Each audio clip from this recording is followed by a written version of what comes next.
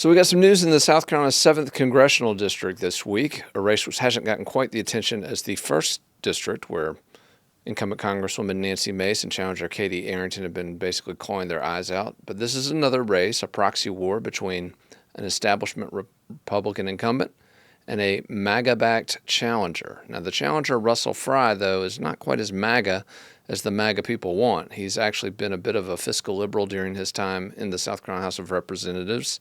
And in fact, he was one of the lawmakers who voted for the big gas tax 5 years ago. So Russel, his conservative credentials, not quite what the MAGA crowd wants, but nonetheless, he received Donald Trump's endorsement, and he's been given Tom Rice, the incumbent in that district, quite a battle for that seat. Now, a debate in this race has emerged, which I find very interesting because it involves competing claims over Russel Fry's voting record. Tom Rice has launched an ad in this race which calls out Fry for missing 1 out of 7 votes, and I wanted to cut to that real quick before we get into this. Let's take a look at the spot. I'm Tom Rice. I approve this message. Absent, Russel Fry missed 1 in 7 votes. Missed the largest tax cut in history. But he did show up to raise your taxes. Russel Fry, he raises your taxes when he shows up. So a pretty hard-hitting ad there. Now, Russel Fry's response to that was a letter that he received from House Clerk Charles Reed, which claims that he has only missed 6 days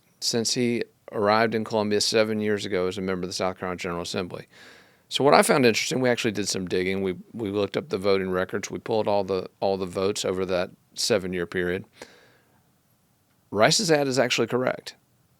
Russel Fry has missed 640 votes over the last 7 years, which is 1 in 7 votes, which, as one of Rice's supporters told me this morning, is basically an entire year of his service in Columbia. Now, will this matter to voters?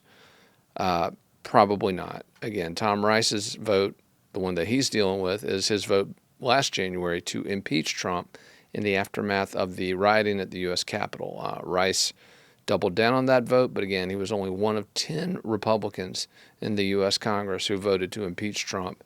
And again, in a district where Trump won the general election with 58% of the vote in 2020 and is universally beloved by the Republican electorate in that district, I just don't see any way that Rice is going to overcome that. Now, having said that, he is fighting hard against Russel Fry, and I believe he scored a solid punch against the fiscally liberal state lawmaker with his latest ad.